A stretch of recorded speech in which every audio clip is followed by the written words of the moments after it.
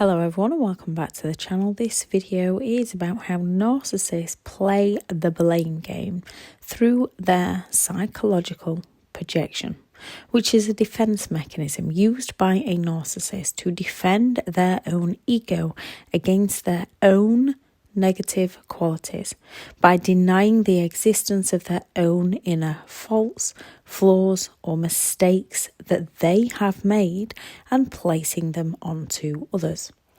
Their projection is a way of denying something that the narcissist has done and passing the blame for their behaviour onto somebody else.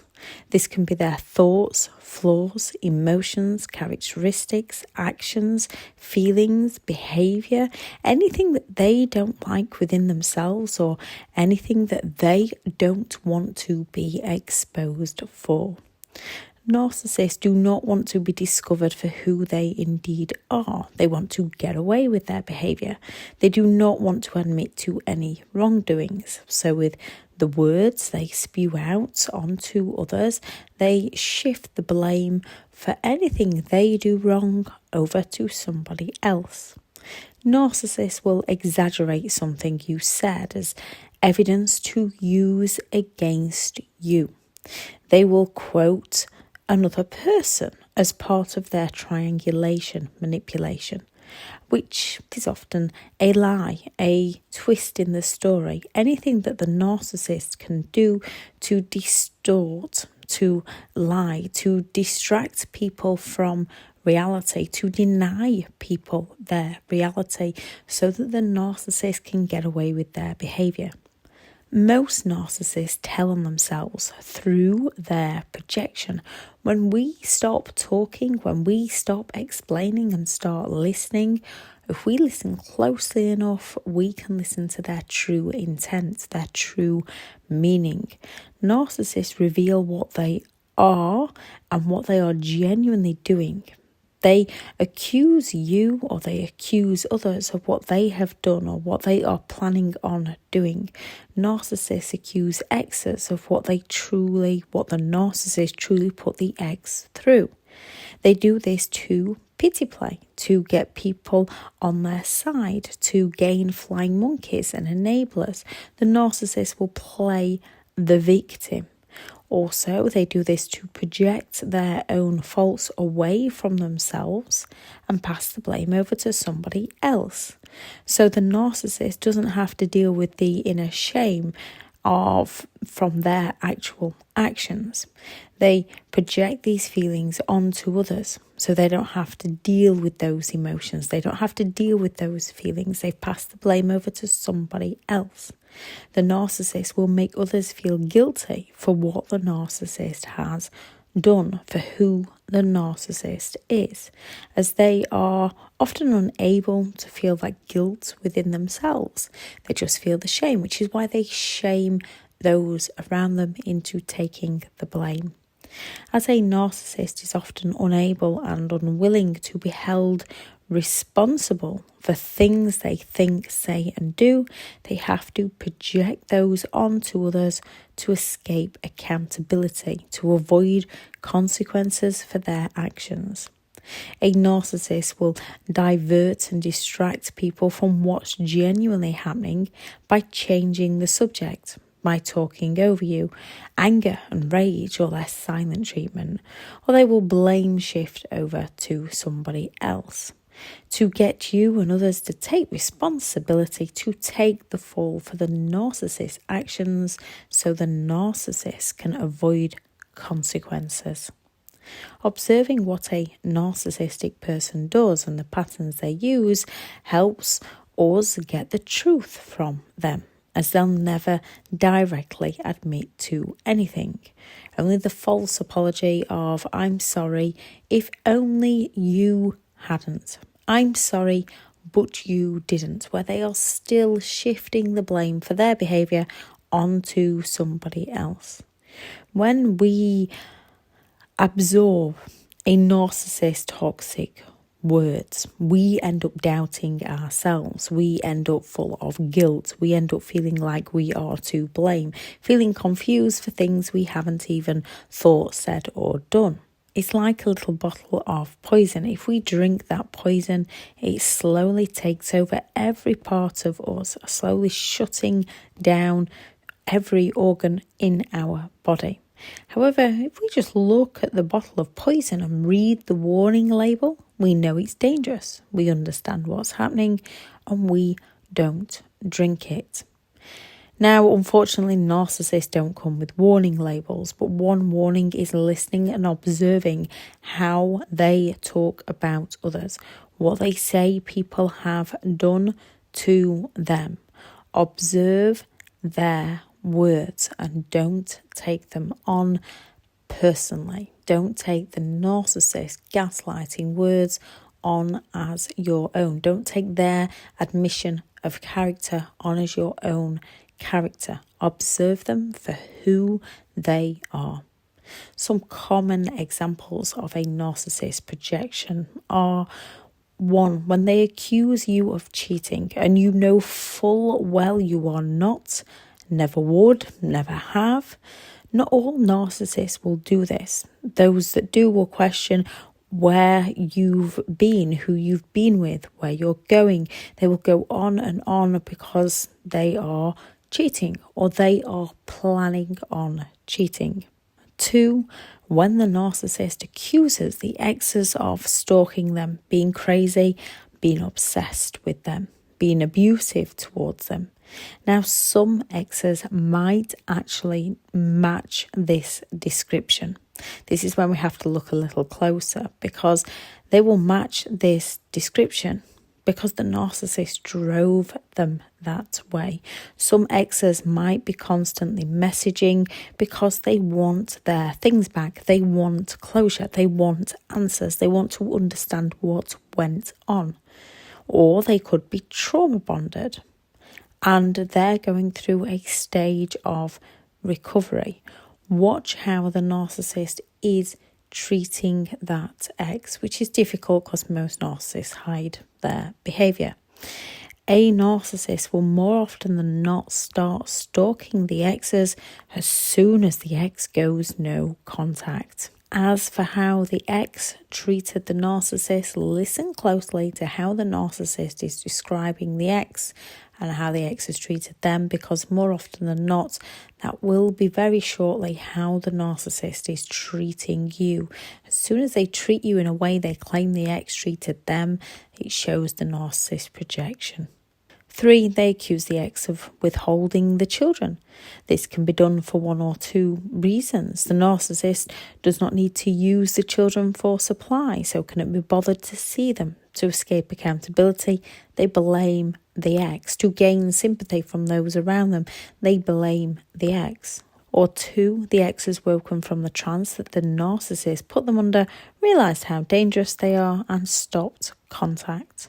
4, the narcissist accuses you of being selfish, or that's just like you, you're awkward. My ex would. The crazy ex that apparently did nothing but hurt them would have done something for them that you won't do.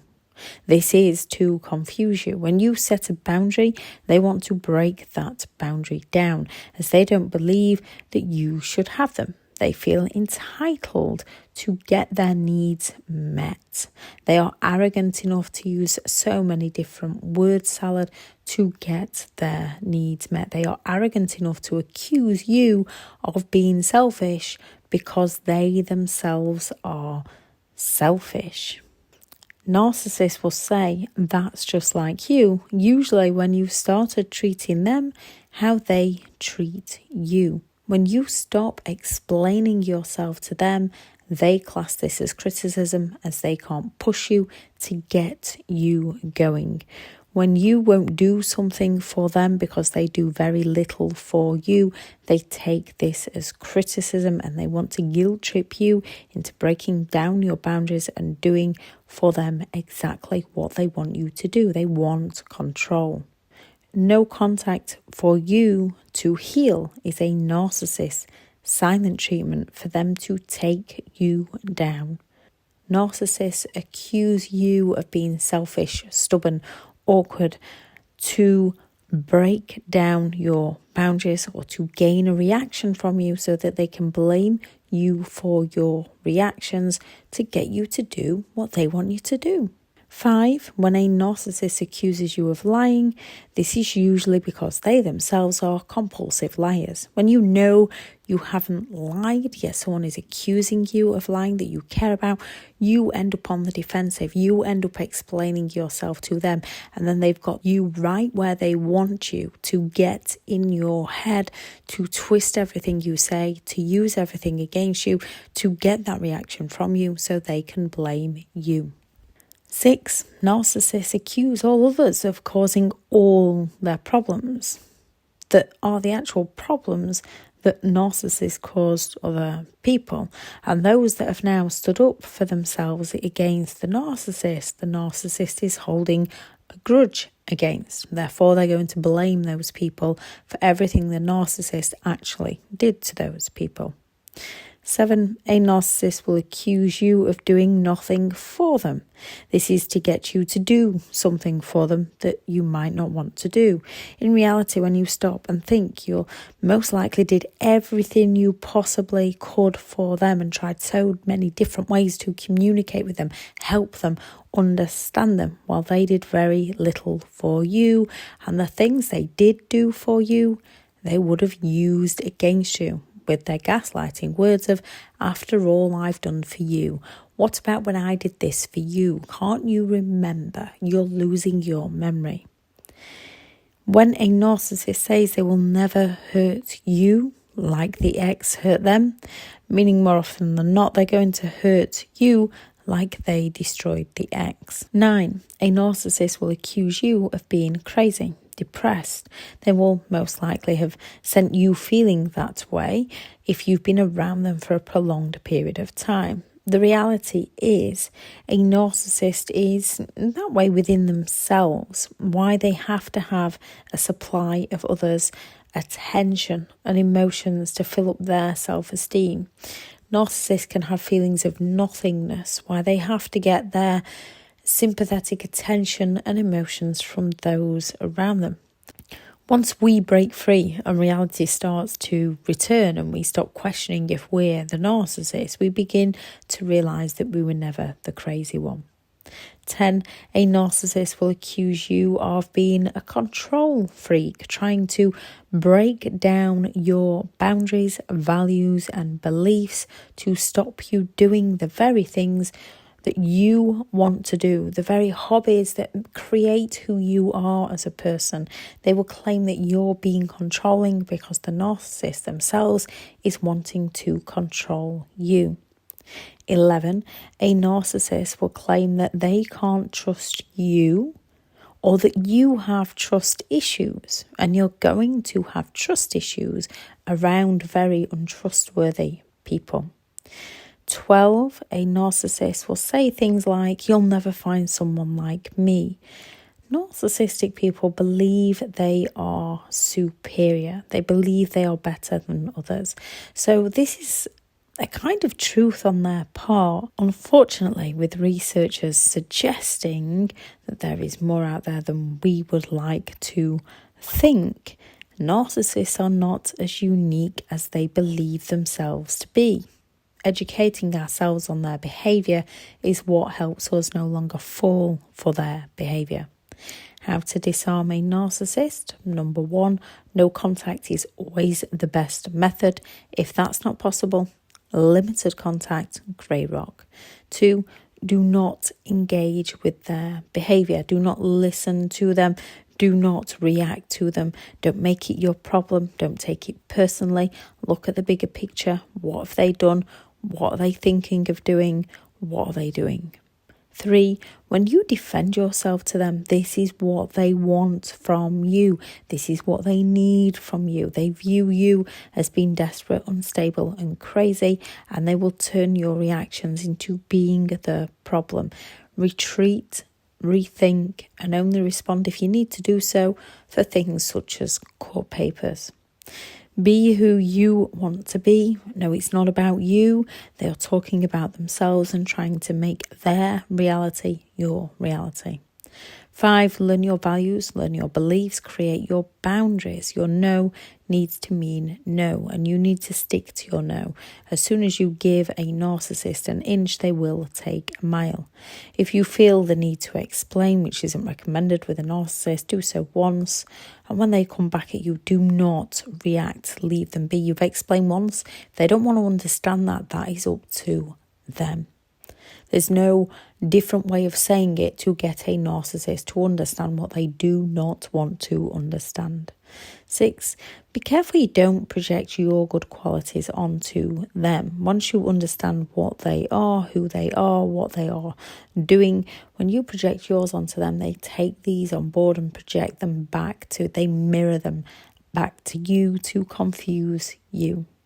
Forgiving them, trying to help them, being kind to them does not work with them. They will only ever harm you.